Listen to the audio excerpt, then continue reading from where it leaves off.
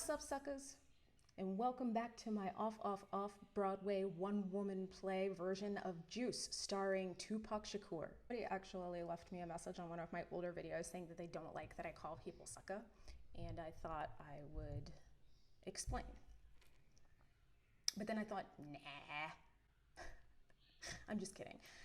Obviously, calling you guys suckers is like, it's a term of endearment. It's like my way of telling you guys that you're my people, that you're my friends. I grew up watching a lot of like TV and movies, and I don't know, for some reason, channeling Mr. T just seemed to make more sense. So yeah, don't take it personally. I'm obviously not calling you suckers. I feel like there's something a little bit different about that. You're my suckers. Love you, suckers. Moving on. Today I wanted to talk about planning projects with ADHD because it is something that a lot of people with ADHD struggle with. And it's not every part, obviously, that we struggle with, but we tend to struggle with the actual process. We're amazing idea people, but the moment that we actually have to put things together, it feels like a lot because there is a lot to do. So I wanted to show you guys how I plan every project and how it works, and that way you have a chance to plan your projects accordingly. Now, I obviously focus a lot on work projects, but you can do this process with planning projects at home, personal projects. This is basically just anything that has a lot of steps that you're not expecting to have done by like tomorrow. So, and we all have ADHD, so that's probably practically everything. So, yeah, let's move on. Before we get into that, just a couple things I want to point out. I am going to be using my ClickUp planner that I made, but you can follow this process however you want, in a journal, on a whiteboard, whatever. You just want to make sure that it's something that is going to work very well for removing things and moving things around. And the other thing that I want to bring up is that I am going to be releasing a members only community for everyone starting May 30th. So if you want to be a part of that, there is a link in the description for you to go ahead and join the wait list, and you will be notified as soon as it is open for you guys to join. Now, let's go ahead and get into how we need to plan projects with ADHD. As you guys can see, I'm here where I generally tend to plan my projects. Like I said, if you guys like the way that this works and you decide that you want to use it, there is a link in the description to go ahead and purchase this for yourself. It is pretty cool, if I do say so myself. But if you don't want to, that's cool. This can be used however you want. This is just basically to show you guys how to process a project with ADHD without getting sidetracked and with highest chance of finishing up. So I already have a test project here, but we're going to go ahead and start from the very beginning. You have an idea, you've decided that you want to turn it into a project, and you really just need to kind of figure out what order you're going to do things in and when it's going to be done. So the very first thing that you want to do is you want to obviously add all of the steps in for the project. But the mistake that a lot of people do, well, let me show you. So let's say for a project, I've decided that I'm going to start a hot dog cart. I do not know why, but I've decided that I really want to sell hot dogs. So what a lot of people tend to do, the mistake that a lot of ADHDers tend to do, is we tend to give way too broad subtasks, right? So we tend to sit here and be like, okay, so first I need to research permits, and then I need to buy hot dog cart, and then I need to market. And yeah, you need to do all this, but when you put it this broadly, especially with ADHD brains, you are asking to get way too confused and to get behind and to miss important steps, which we don't want. So the best way to do this, let me go ahead and delete this real quick, is you want to try to get as granular as possible with your step planning. You want to make sure that you are getting just as down to the nitty gritty as possible. So instead of saying research hot dog carts or whatever, you want to try to start first. If you want, you can say research, but then you want to really, really just whittle it down to what all you need to research. So first you want to research the area, and then you want to research your competition, and then you want to research pricing, and you want to make sure that you break this down as little as possible. And then you want to make sure that even if it sounds super silly to add because it's so small, you still want to make sure that you include it. So, if you're like, oh, I don't know, you mentioned permits, and you want to call permit office first. Make sure that you indicate that. You want to make it as small and easy to figure out as possible. And don't worry about putting everything in order right now. All you want to do is just kind of word vomit all of the different tasks that you are going to have to get done for this. So, let me kind of throw out some stuff here just to get this started.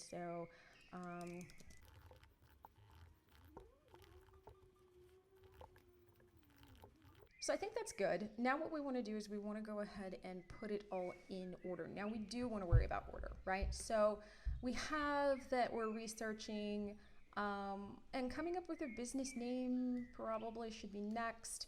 And we want to check domain names as we're coming up with business names. We want to call the permit office. We want to buy hot dogs by cart, umbrella, blah, blah, blah. So we do it this way because now you can look at the whole process and figure out what you've missed. As you're doing this, you're probably going to realize that there are things that can be lumped together or that are basically the same thing. And that is totally cool. Then you can just decide whether to add this to the checklist, or if you do feel like it's something that you want to be able to check off, you can leave it by itself.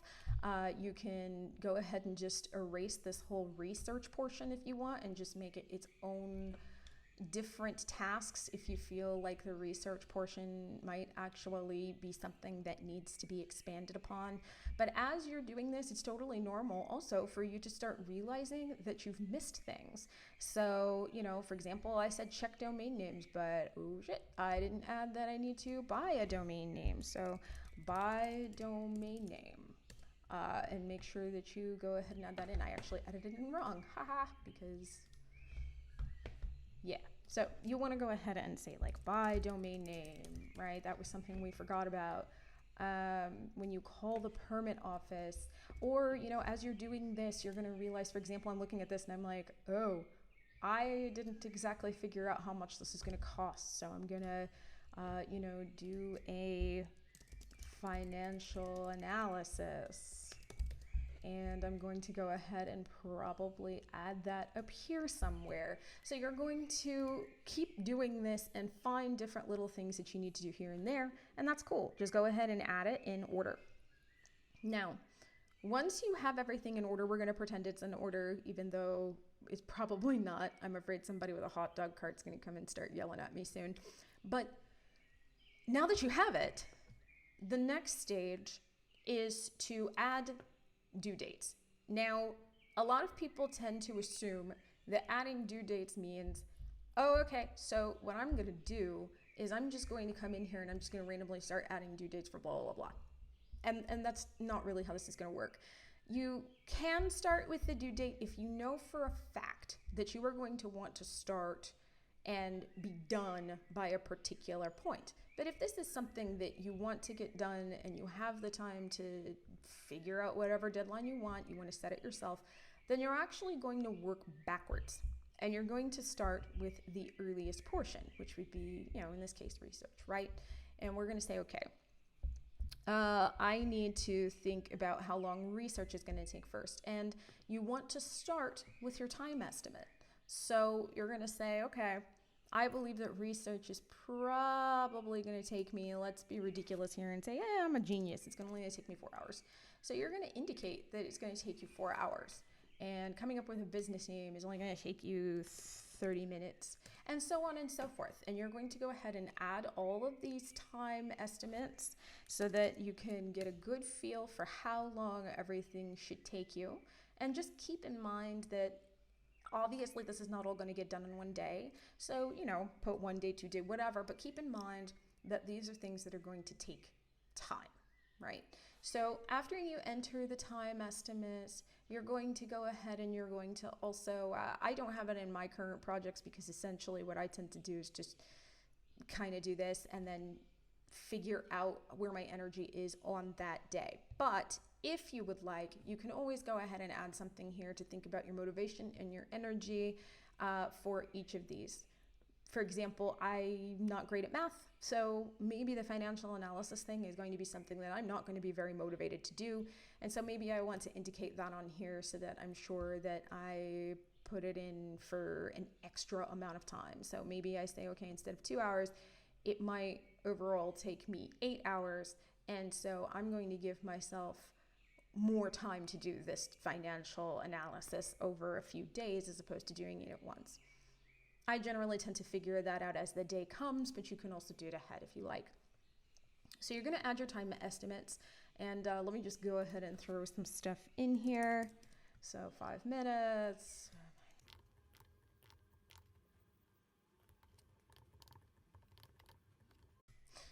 So now I have this all kind of figured out. I know how much time it's going to take me approximately. This is what I've guessed. And you can go ahead now and figure out your due dates. So according to this, I'm thinking that for some reason I am an absolute wonderkin and I am a genius, and it's really only going to take me about a week or so to start a hot dog cart, which I could guarantee is probably not true, but this is just for education's sake. So I've set up this time estimate. I now feel like I'm probably going to be done within a week. So now I can start figuring out what my due date should be. I am going to tell you right now, I do not suggest that you look at your time estimate and go strictly to that. So I don't suggest, for example, looking at this and being like, all right, my due date's going to be a week out. Allow for shit to happen, allow for things to go wrong, allow for you to mess up, find new things in between that you need to get taken care of before you can move on to the next step, and so on and so forth. So in this case, I would look at it and say it's only going to take me about a week, so I am going to plan to be done by the 26th of May. Now I can work backwards. I can say, okay, so I have to be done by the 26th of May. In that case, it's only going to take me 4 hours. So let's go ahead and say that I should be done with my research by the 7th. And you're just going to continue going down the list that way. Again, I am going to be picking absolute bullshit end dates that probably would not be suggestible for other people, but I am just doing this for hypothetical sake. So let's go ahead and just work on that real quick.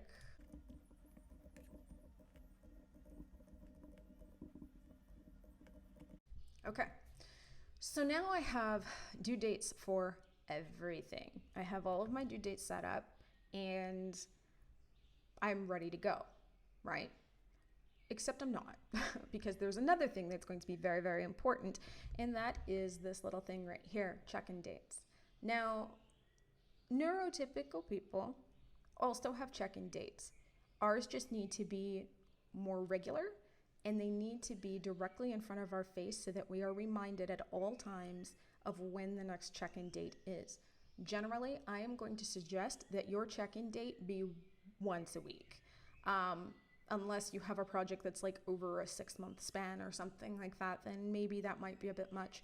But if you have something that's going to take you about a month to 3 months, I generally would suggest a week check-in date every week to see where you are in terms of progress. We have a terrible, terrible, terrible time paying attention to where we actually are in things. We're not great at keeping track of progress. We generally tend to go by how we feel in the moment. So sometimes we think we are just owning this and we're not. And sometimes we think we are well behind or we're sucking, and it turns out that we're not. So this is a great way for you to make sure that you are making progress the way you'd like to. And so what you want to do is, like, for example, in this situation, right, I'm going to go ahead and set it up. I am starting this out on Thursday the 5th. So I'm going to go ahead and actually set it up so that my check-in dates are all within a week of each other. And what we're going to do is, obviously if I have a check-in on Saturday, we're going to go ahead and make sure that both of these are on the 12th. And then, we have May 12th, so May 12th would also be the check-in date. And you can also do this a little bit easier too if you'd like, just by going here.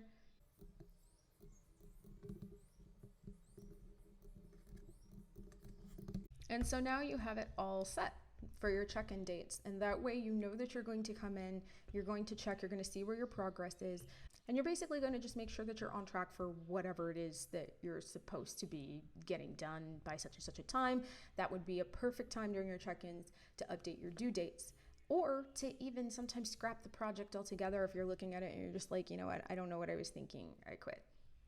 So, and then as time goes, as you're working on the project, I actually don't come here very often except for on my check-in dates. Otherwise, what I do is I move this stuff to wherever it needs to be. Generally, I can just go ahead and move it to the month. I'll take all these and I'll say, all right, I'm going to move all of my tasks for this because it's all within the month to this month.